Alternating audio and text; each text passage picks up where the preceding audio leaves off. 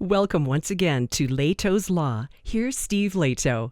There are several different ways to sell a car. If you've got a car you want to sell, you can park it at the end of your driveway with a for sale sign in the window, sell it to somebody who passes by.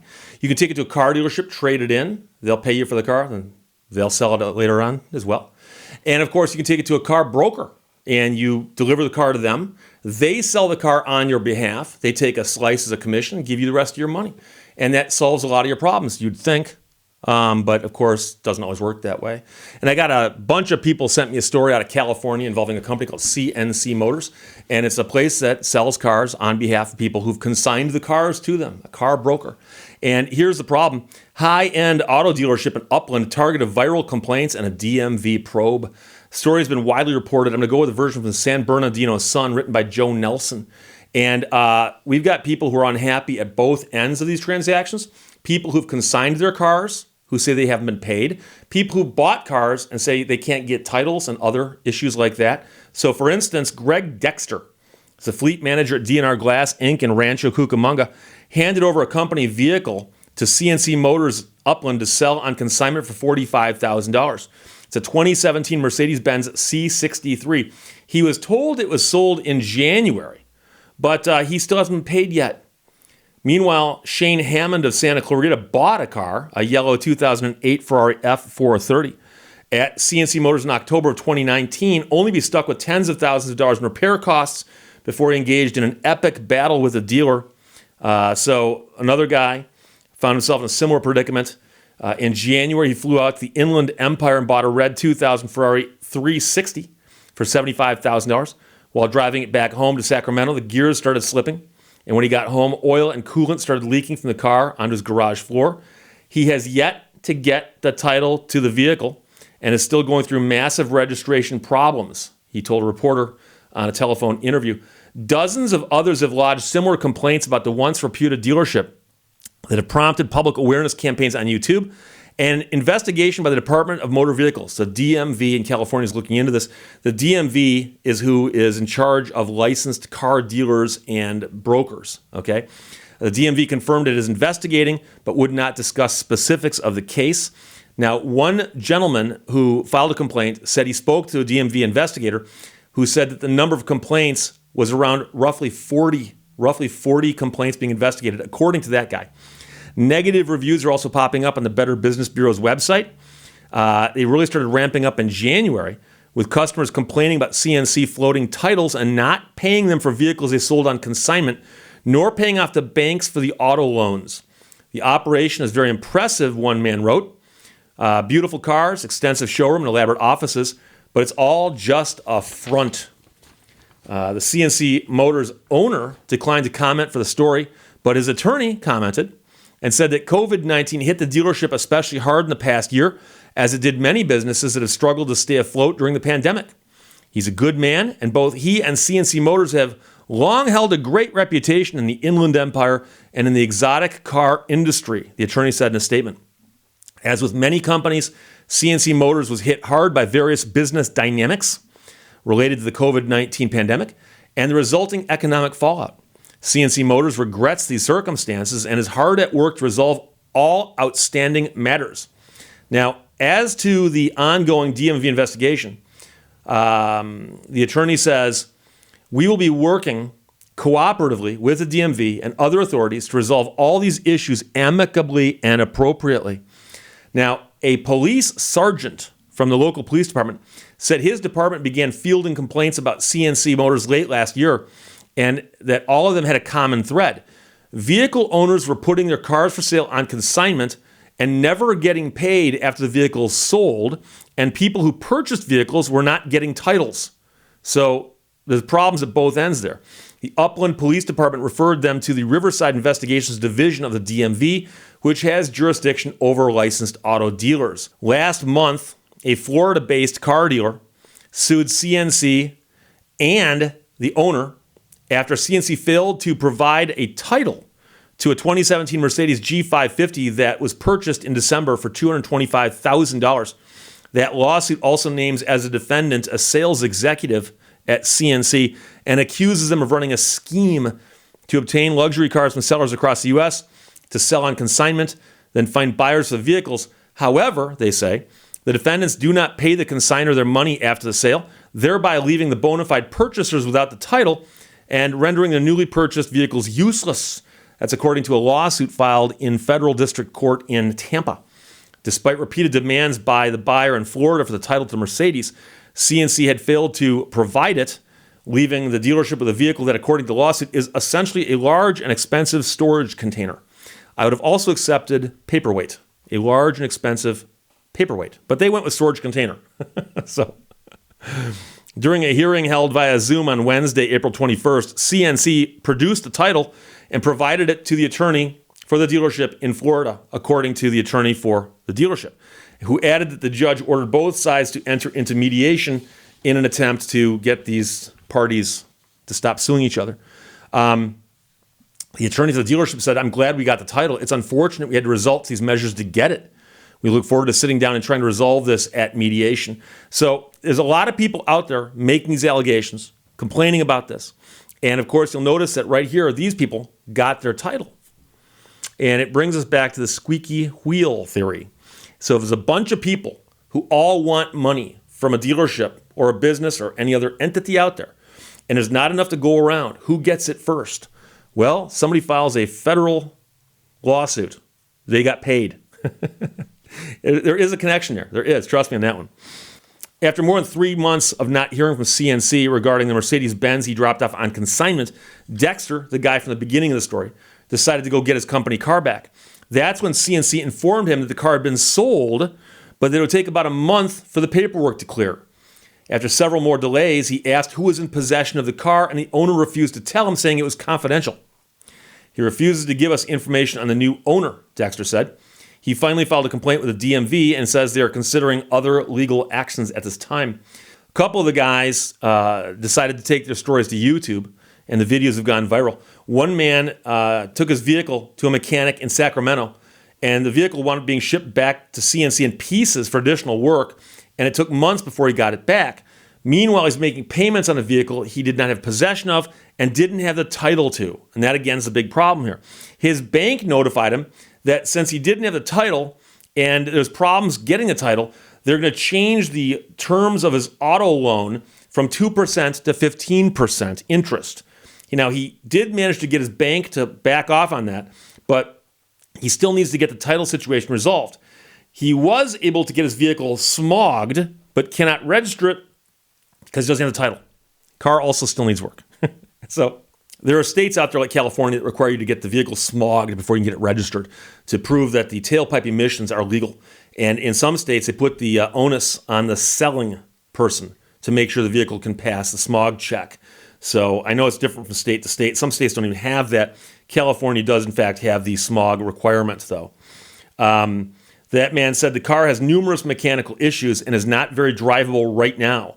I'm waiting to get the DMV squared away before fixing it, which will be upwards of $25,000. Now, one man who owns a design and fabrication company partnered with another who is an Austin, Texas-based YouTuber to raise public awareness about what's happening at CNC Motors.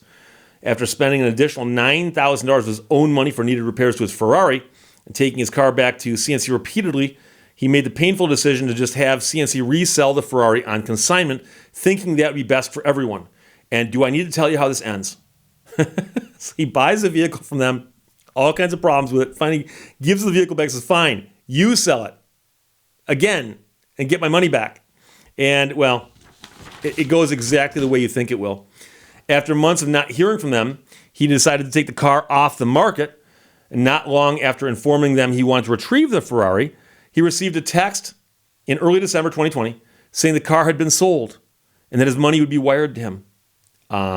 He got tired of more delays, demanded to know who they sold his car to, but he was told that was not something they could tell him, apparently. So they decided to put together some videos and tell a story about what happened. So after the videos went up, there's a flood of responses from people sharing similar experiences with CNC Motors.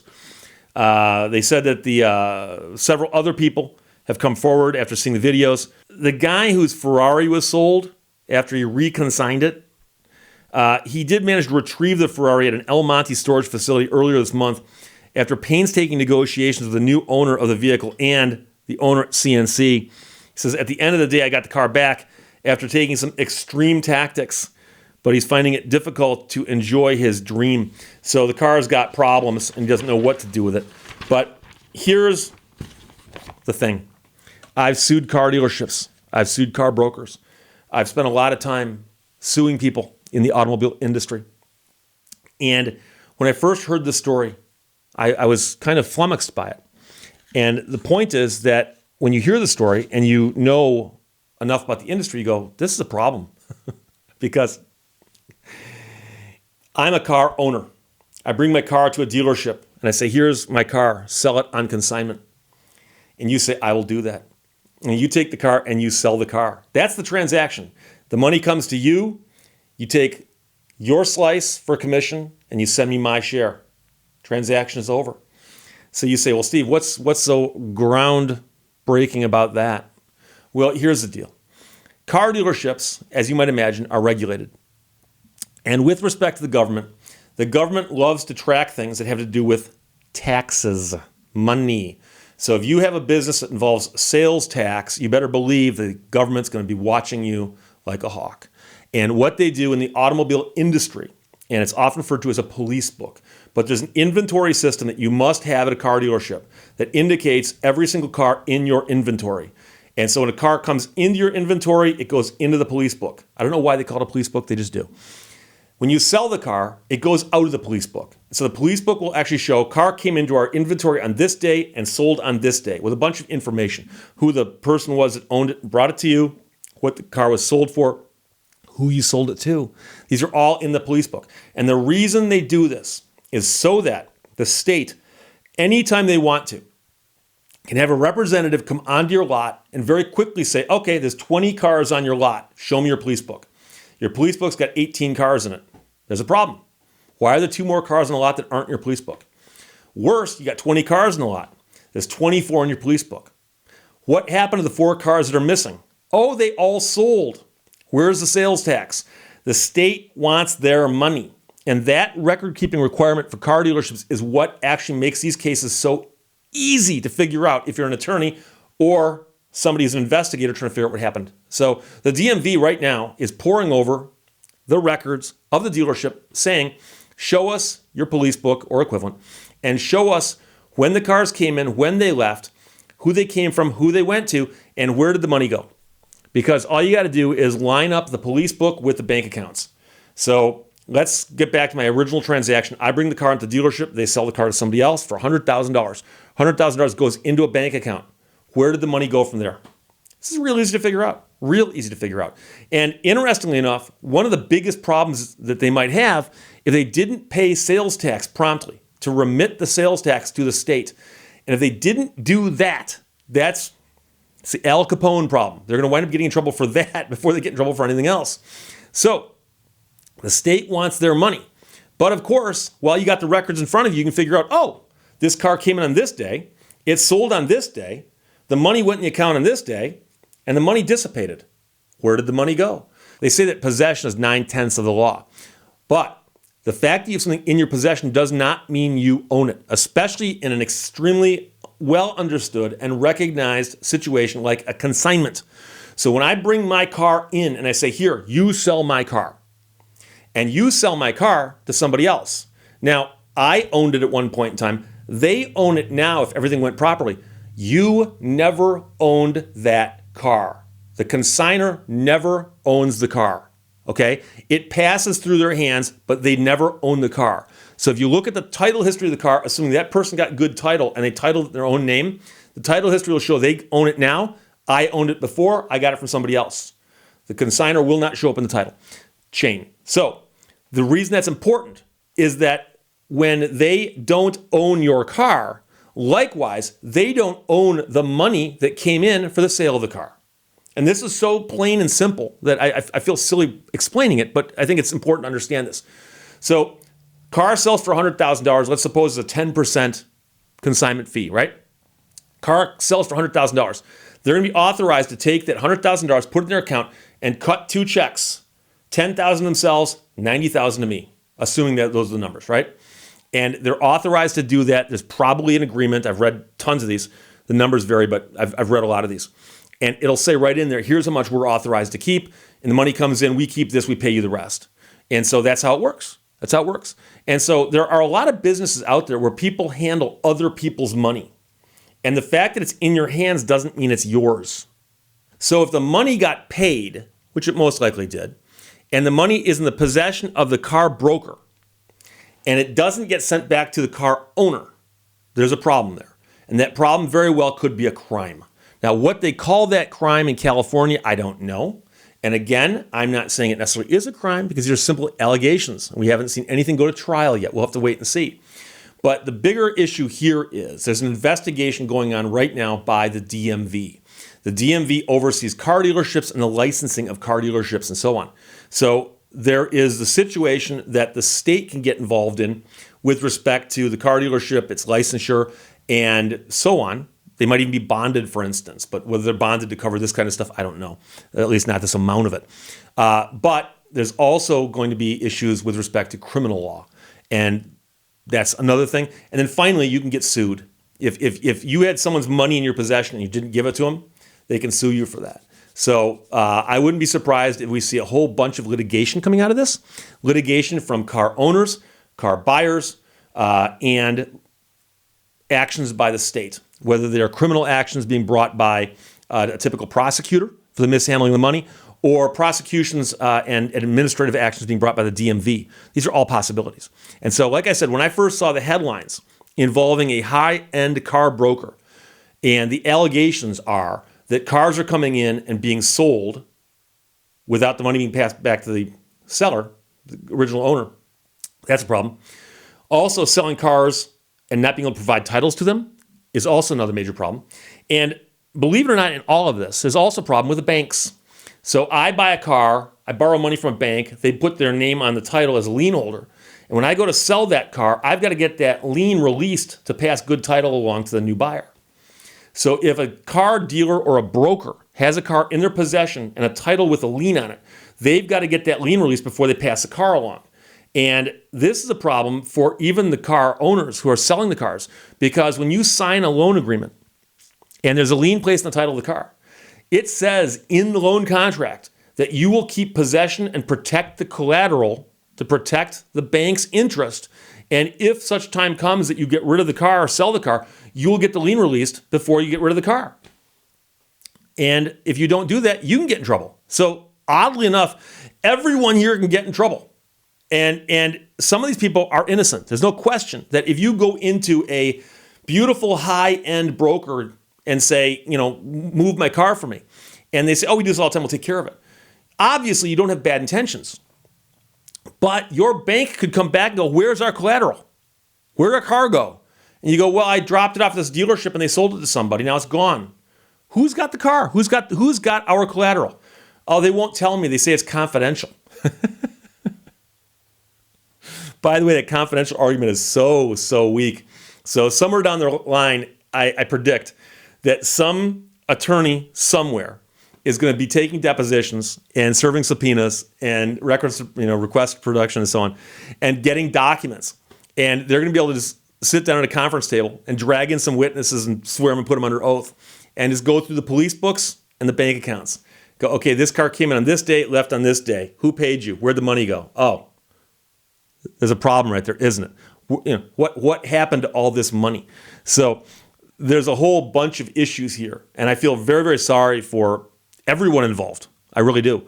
The degrees of sorrow I feel for them changes based on their roles in the story, but I feel really bad for somebody who has a high-end car and brings it into a place to sell it for me, and they sell it and they don't pass the money along.